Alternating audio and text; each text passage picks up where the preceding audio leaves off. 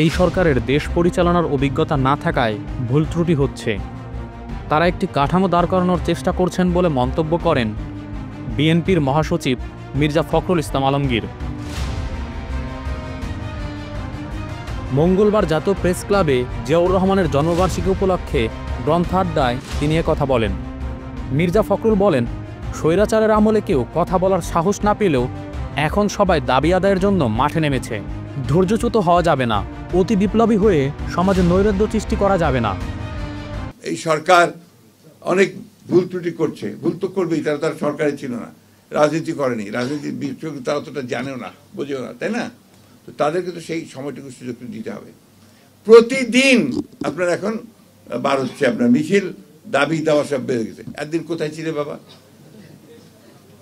তখন তো একটা কথা বলার সুযোগ, সাহসও কেউ পাও নাই, একটা কথা বলার সুযোগ কেউ পাও নাই, সাহসও পাও নাই।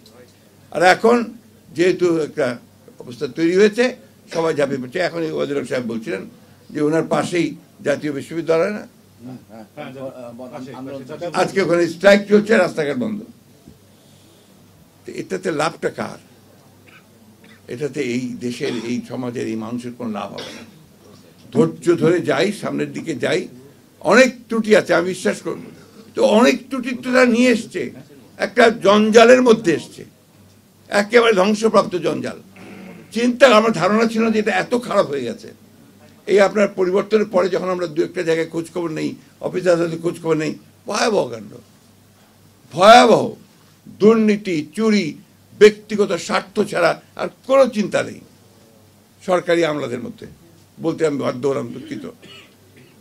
তো এই অবস্থার পরিবর্তন তো আপনার এত দ্রুত হবে না, একদিনে হবে না।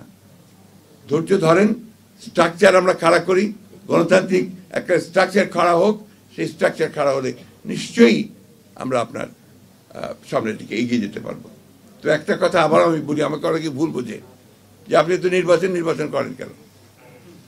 হ্যাঁ, আমাকে বিশেষ করে ছাত্ররা তো বলেই এখানে নির্বাচন বলার কারণটা হচ্ছে একটাই, হচ্ছে যে আমরা বিশ্বাস করি, আমি জানি না আমার এই বিশ্বাস ভুল কিনা, যে কোনো নির্বাচিত সরকার কিন্তু একটা অনির্বাচিত সরকারের চেয়ে ভালো। আমার এক্সেস থাকে